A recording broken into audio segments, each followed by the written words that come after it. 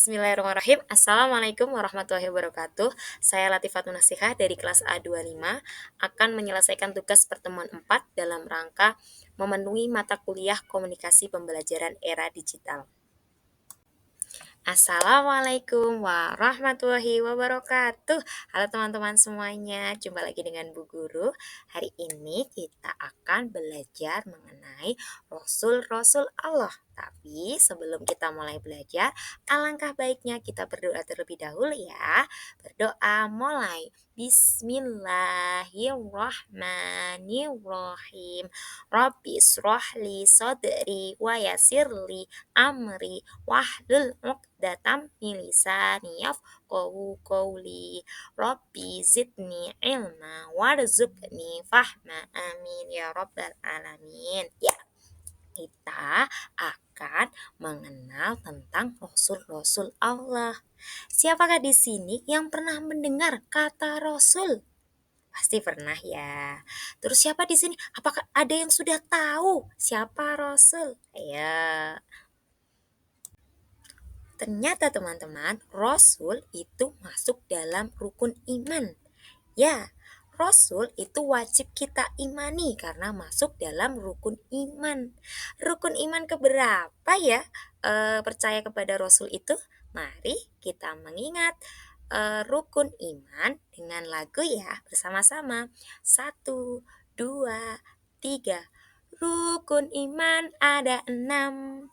Satu kepada Allah, dua kepada malaikat, tiga kepada kitab, Rasul, keempat, kelima hari kiamat, keenam qada dan qadar, Rasul, keempat, kelima hari kiamat, keenam qada dan qadar. Nah, barusan kita mengingat tentang rukun iman yang ada 6. Kemudian tadi ada Rasul keempat. Nah, berarti kita percaya kepada Rasul itu masuk ke dalam rukun iman yang nomor 4. Siapa itu Rasul? Rasul merupakan orang yang menerima wahyu dari Allah Subhanahu wa taala dan wahyu tersebut wajib disampaikan kepada umatnya. Kemudian ada yang disebut dengan nabi. Nabi itu orang yang menerima wahyu dari Allah Subhanahu wa taala tetapi untuk dirinya sendiri. Dari pengertian tadi, ternyata ada perbedaan antara nabi dan rasul. Berikut perbedaannya. Rasul itu ternyata membawa syariat baru, sedangkan nabi itu melanjutkan syariat dari rasul sebelumnya. Kemudian, kalau rasul itu ketika menerima wahyu wajib menyampaikan kepada umatnya, sedangkan nabi itu tidak wajib menyampaikan wahyu kepada umatnya. Kemudian jumlah rasul itu lebih sedikit daripada nabi. Jadi kita tahu perbedaannya ya. Rasul menjadi bagian dari rukun iman yang keempat. Kita wajib meyakini adanya Rasul yang diciptakan oleh Allah Subhanahu wa taala. Ada berapa sih jumlah Rasul dan Nabi? Ternyata ada banyak sekali. Tetapi sebagai umat Islam, kita wajib meyakini adanya 25 Rasul yang diutus oleh Allah Subhanahu wa taala.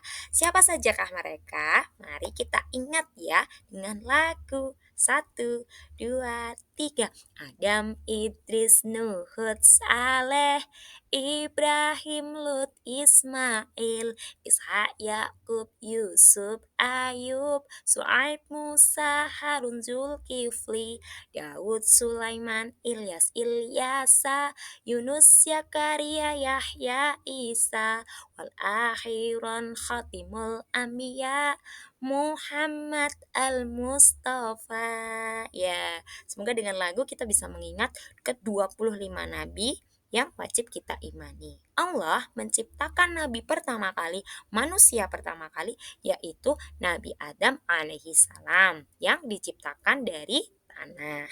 Kemudian dari keseluruhan Allah menciptakan Rasul dan Nabi itu ditutup oleh Nabi Muhammad SAW. Jadi setelah Nabi Muhammad SAW tidak ada lagi nabi ataupun rasul yang Allah utus di muka bumi ini. Nabi Muhammad itu adalah manusia yang cerdas yang menerima apa? Menerima Al-Quran yang dijadikan sebagai pedoman hidup umat Islam dari dulu sampai hari ini sampai nanti ya.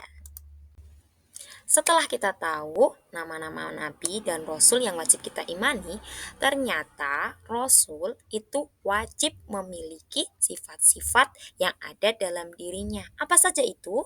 Sifat rasul. Yang pertama adalah sidik. Sidik itu artinya benar, artinya wahyu Allah disampaikan dengan secara yang benar, secara benar, tidak boleh ada kebohongan di sana. Kemudian sifat berikutnya adalah amanah, artinya dapat dipercaya. Jadi wahyu Allah itu benar-benar disampaikan oleh umatnya tanpa dikurangi ataupun tanpa ditambahi. Kemudian sifat berikutnya adalah tablek, artinya menyampaikan. Rasul menyampaikan wahyu Allah kepada umatnya, tidak menyembunyikannya. Kemudian sifat wajib yang dimiliki oleh Rasul yaitu cerdas. Seorang Rasul cerdas karena ia berdakwah kepada umatnya. Kita mengingat sifat-sifat Rasul itu dengan lagu ya. Kawan cobalah terka, ada berapa sifat Rasul? Empat, empat lah jumlahnya, ku sebut dengan artinya.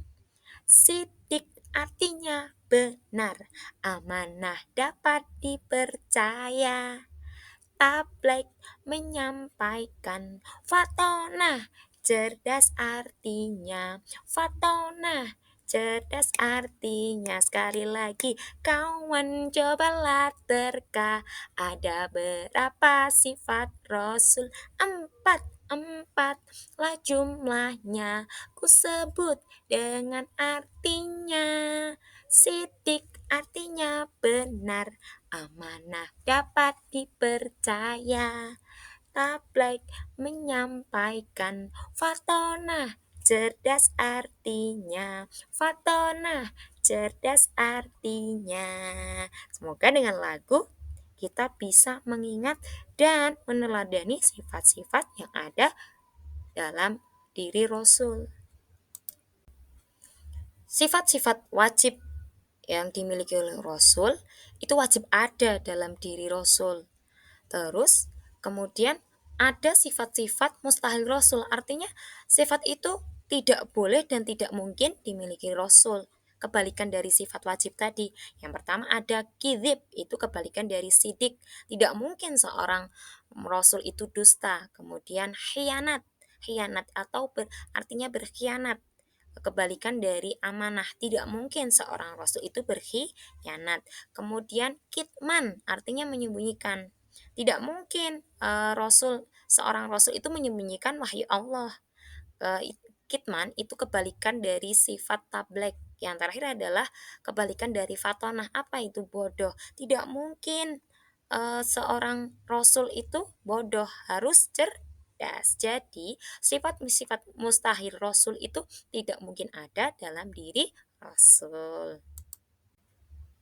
Hari ini kita sudah belajar mengenai rasul, ya, mengenai rasul. Rasul itu termasuk rukun iman yang keberapa? Yang keberapa? Ayo ingat dong. Yang keempat, yang wajib kita yakini adanya rasul yang diutus Allah di muka bumi ini. Terus kemudian kita belajar tentang pengertian dari rasul yang dimana menerima wahyu Allah untuk disampaikan kepada umatnya. Terus kita mempelajari siapa saja yang wajib kita yakini Rasul itu. Rasul itu ada 25 nabi. Kita sudah tahu nama-namanya. Kemudian sifat-sifat yang wajib dimiliki oleh Rasul itu ada 4 ya. Apa? Sidik, amanah, tablek, fatonah. Ya, kemudian kita belajar juga tentang sifat mustahil, sifat yang tidak mungkin ada dalam diri Rasul. Tidak mungkin Rasul itu dusta, berkhianat, terus menyembunyikan. Kemudian tidak mungkin juga bahwa Rasul itu bodoh. Nah, dari perjalanan kita belajar tadi, ada hikmah yang kita ambil dari beriman kepada Rasul? Yang pertama, kita bisa mengetahui sejarah dan perkembangan Islam. Terus dari cerita-cerita, perjalanan Nabi, kita bisa, mengambil hikmahnya untuk, menumbuhkan kesabaran dan keteguhan dalam diri. Kemudian kita bisa meneladani akhlak mulia yang dicontohkan oleh Rasul.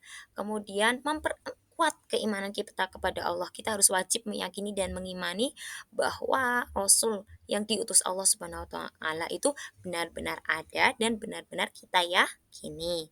Kemudian hikmah dari beriman kepada Rasul itu membentuk kepribadian yang baik serta mendapatkan kebahagiaan dunia akhirat. Sampailah kita pada pelajaran terakhir. Semoga dengan mempelajari tentang Rasul, kita terus berusaha menjadi pribadi yang lebih baik dan mengikuti jejak-jejak para Rasul dengan meneladani sikap-sikapnya. Sebelum kita tutup pembelajaran kita hari ini, kita tutup dengan berdoa bersama-sama ya. Berdoa mulai. Bismillahirrahmanirrahim. Wal asri innal insana lafi khusrin illal ladzina amanu wa amilus solihati wa tawasau bil haqqi wa tawasau bis sabr. Subhanakallahumma wa bihamdika asyhadu an la ilaha illa anta astaghfiruka wa atubu ilaik. Amin. Abu berakhiri. Wassalamualaikum warahmatullahi wabarakatuh. Terima kasih. Sampai jumpa lagi ya teman-teman.